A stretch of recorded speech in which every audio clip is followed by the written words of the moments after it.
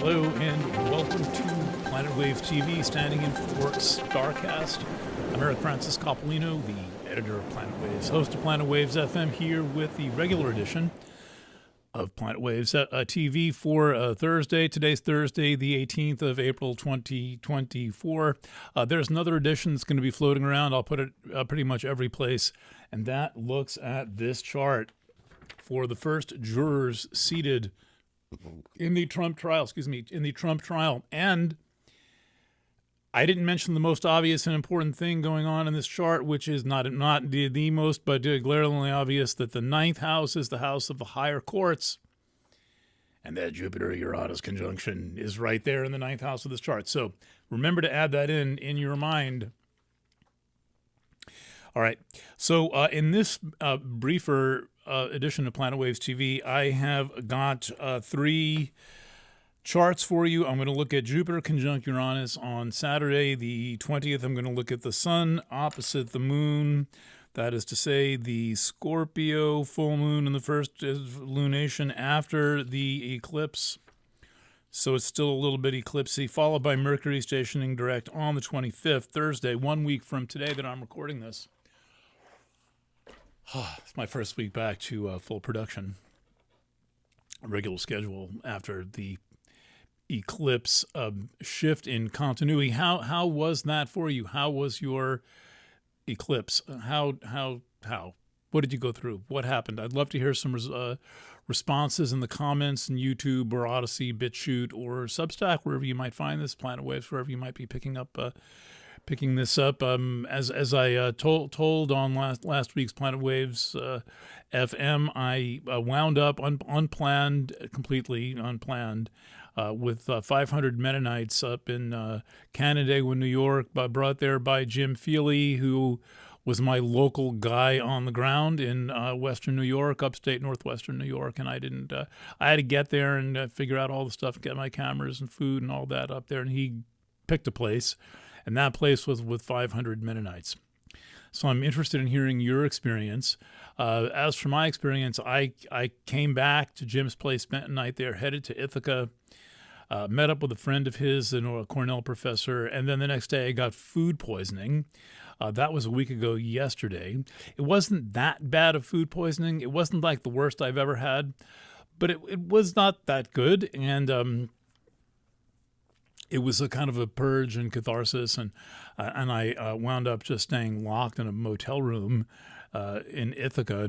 Unfortunately, not the world's nicest motel room, but I was able to get some real rest and passed the thing through and ate a lot of watermelon and wiggled my way home through the mountains of upstate New York and got back.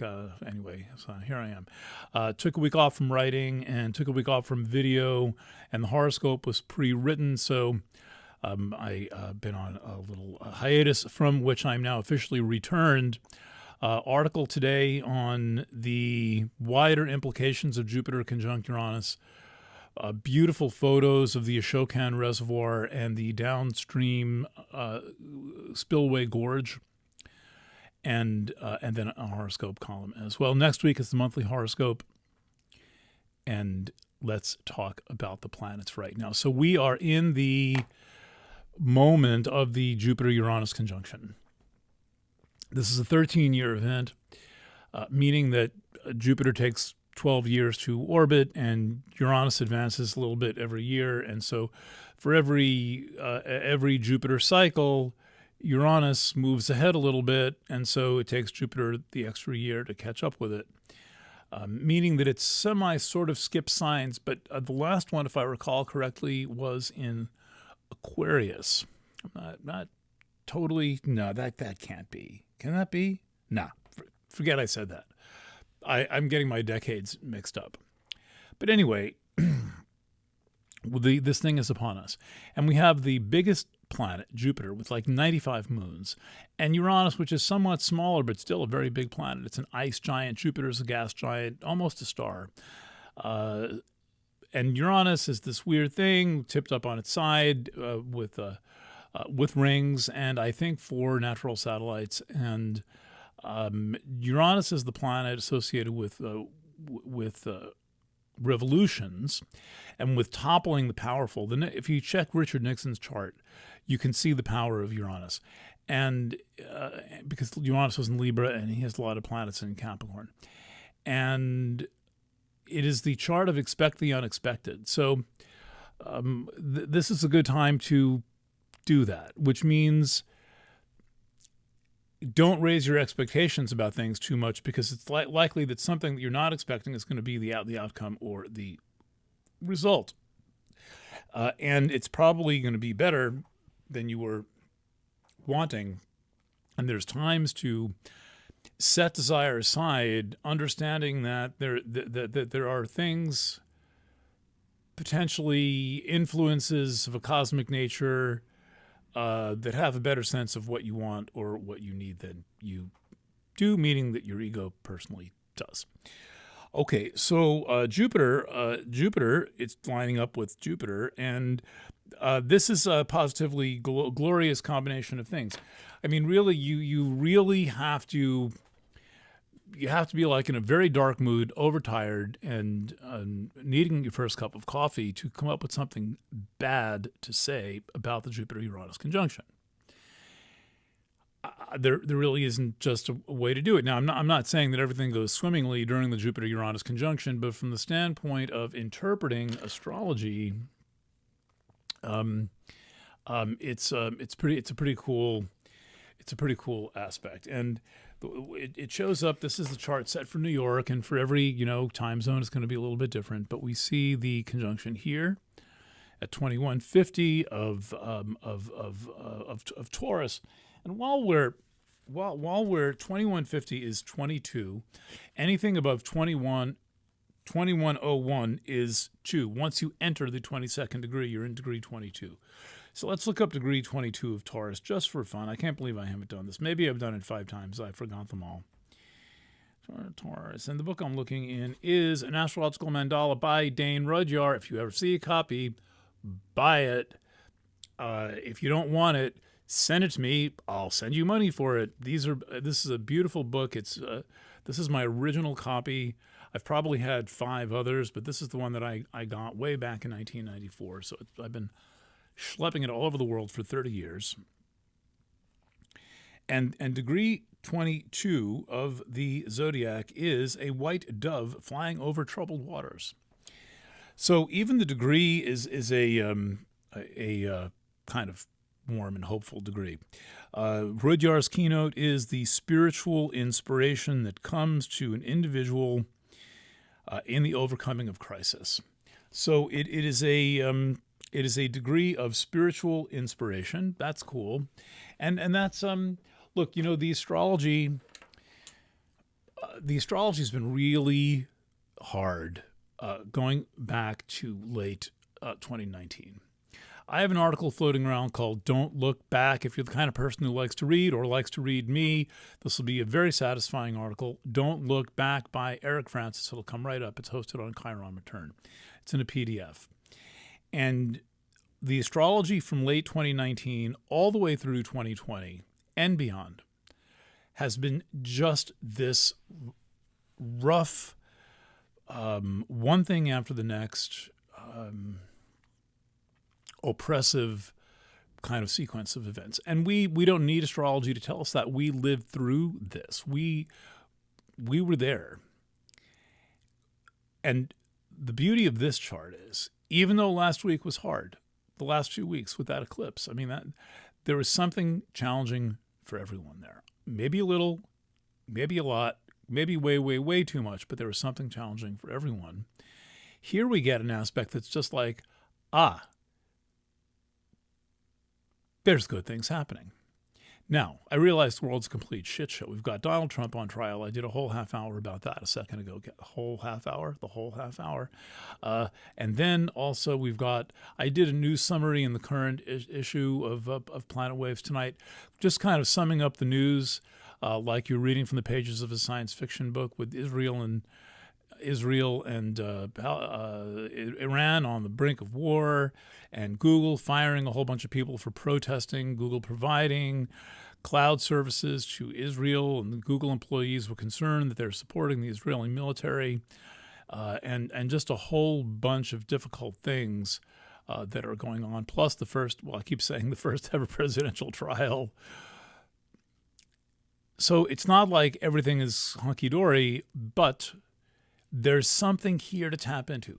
In a lot of ways, astrology describes potential that's available to have something, get something, find something. It tells you what gold and silver are buried in the ground. And this definitely indicates there's something of a gold mine there. Uranus conjunct Jupiter is in itself expansive and spontaneous and brings the power of real change. And it's in Taurus, and this is the sign of resources, and it's the sign of comfort. It's the sign of without a little Taurus, you're not going to have very much incentive to feel good. I mean, Taurus for everyone offers creature comforts, and it's that little part of you that wants to have nice sheets or whatever it might be, nice cooking pots or whatever that. Well, if maybe a lot of money or something. So we have resources available, and there's a lot of them, and they could multiply rapidly. Jupiter-Uranus is a little bit cryptocurrency-ish, and we're about to experience a Bitcoin halving. The hash rate's going to go down, so the speed at which new Bitcoins are being made is going to be cut in half. It's not like a stock split where one becomes two. This is the speed at which new ones are making. So what it's doing is cutting back the supply. The crypto market's been great this year. And, that's good for dissidents and freaks who have a Bitcoin or two. All right. So a couple of things, though, about this chart. One is that it is it's one of the first big charts of the Pluto in Aquarius era. We're going to have a bunch of these first. Pluto's in Aquarius, hanging out of 3. Aquarius, it just got there earlier in the year. It made a brief cameo in 2023. It's going to dip back for one last little stint in Capricorn in the autumn, northern hemisphere. But in this chart, we have Sun square Pluto. Sun square Pluto in this chart. And in the full moon chart, we have Sun, Moon, square, Pluto. Notice that? See that's there. But the aspect is separating. So when the aspect is applying, meaning that the faster planet's number, the Sun is faster, is lower than the slower planet's number, the aspect's applying. It's building up, it's gaining energy. That's the time to kind of poke your boat in the water and straighten it out and go. Okay? So that's that. And so there's going to be intensity and maybe a sense of loneliness and longing typical of Pluto and Aquarius. I mean, Pluto and Aquarius is the coming home to roost of the digital era. Pluto and Aquarius is going to find out what wind we will harvest from the ice we have planted in the early digital era.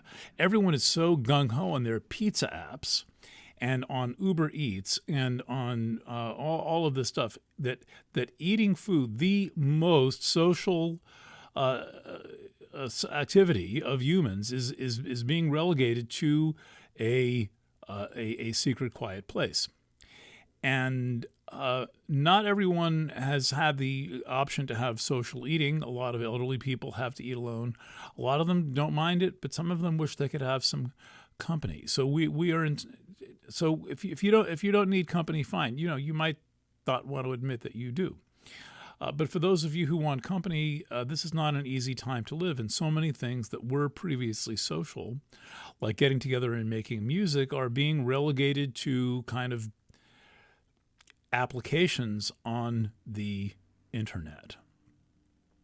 And I don't know when this environment's going to reverse itself. In McLuhan studies, there is the concept that eventually environments reverse. But I'm not able to, in my thinking this through, able to spot a way in which this environment reverses.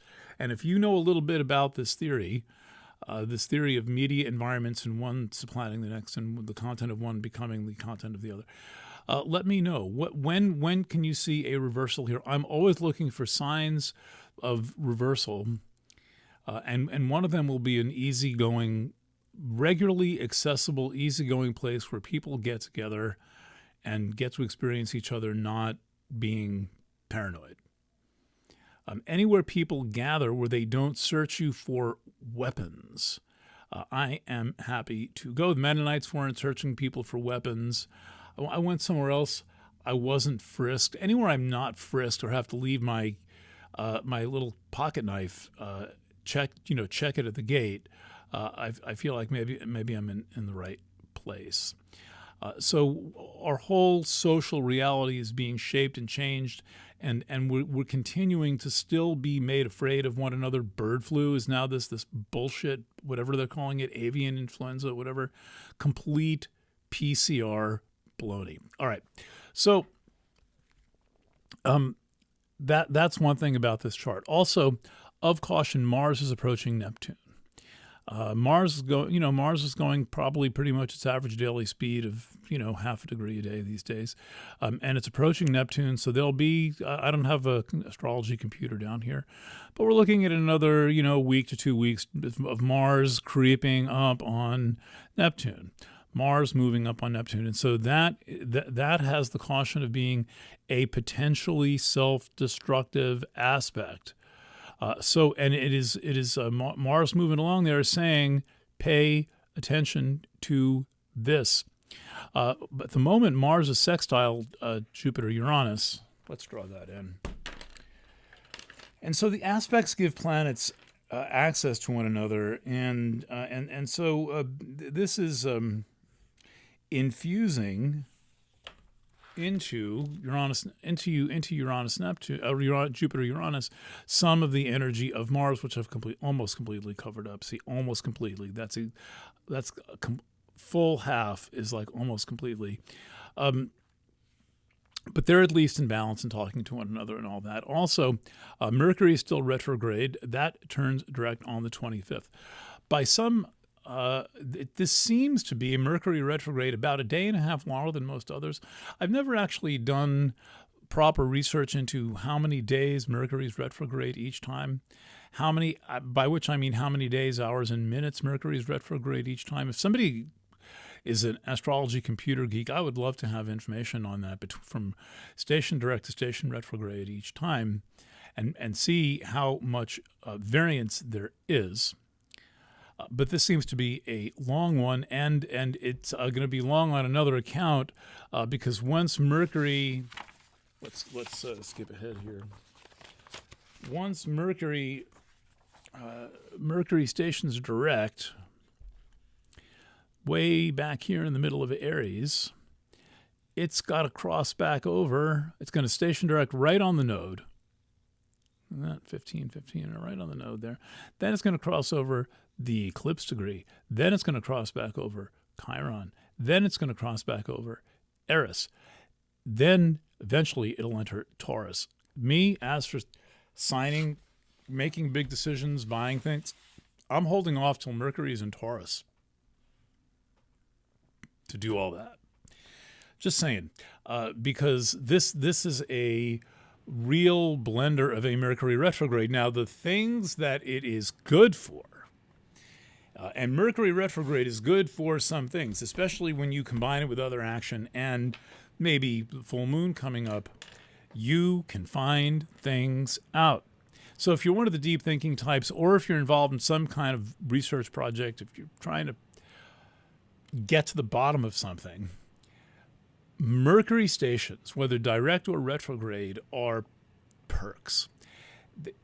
So one of the weird things about my life is that I've done a lot of investigative journalism in the course of doing a lot of astrology. I started as an investigative reporter. I pick up astrology about 12 years as a daily practice, 12 years into my career. And so I've had the ability to time a lot of things, meaning research and investigations. And I'm really an investigative editor. I call myself an investigative reporter, but I tend to head investigative teams.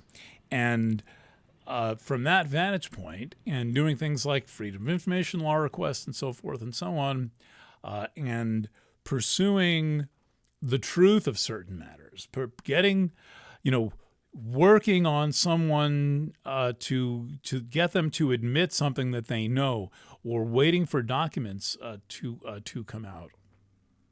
Mercury stations and directs and Mercury retrograde generally are fantastic, but it's good to hold off and wait till you use the information till you need it. So you get it and you just assume there's more coming.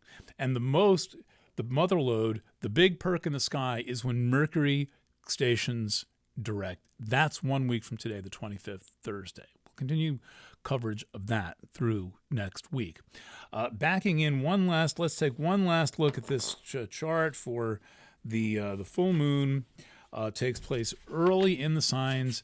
That, again, is Tuesday. That's in a few days. Time seems to be going really fast and really slowly at the same time. But you can see that that aspect looks like that. It is a T-square. I have not checked what's looming and lurking up around in the early degrees of Leo. I know Varuna is up there. There's a few other things. Anyway, the excitement and the intrigue continue. Thank you for being a Planet Wave subscriber. If you're not one, if you're seeing this elsewhere other than on a Planet Wave subscription page, we do put it out onto some video platforms. We're doing stuff like nobody else is doing. There's nobody else. Jerry Garcia once said, don't be the best at what you do. Be the only person who does what you do. I only found that out like a week and a half ago. I met a guy at a concert who didn't have a place to stay. And I said, well, you can come sleep on the Planet Waves office couch. And he did. And he sent me all these Jerry Garcia quotes, a serious deadhead. And this quote by Garcia is the story of my career. I'm the only bona fide, certified, actual, not only journalist, but journalist trainer, investigative editor who's also doing this astrology content stream. And I'm able to do this hybridized melange, this blend of these things like nobody else is able to do. And we are in sassy times for this. So please check out Planet Waves. Click like, click subscribe. Help us get up in the algorithm. Share these. We have low algorithm on YouTube. Let's fix that. And then share and push forward into the world any other way you can.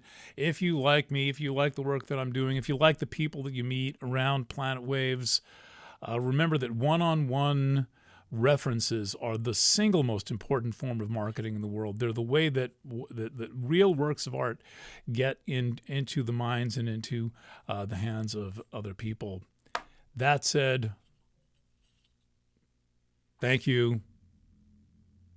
Lots of love. I'll catch you with Planet Waves FM on Friday night. That's planetwaves.fm on Substack, planetwaves.org, and Planet Waves Astrology on Substack at planetwaves.eu, as in Europa, the asteroid. All right, once again, lots of love, and bye for now.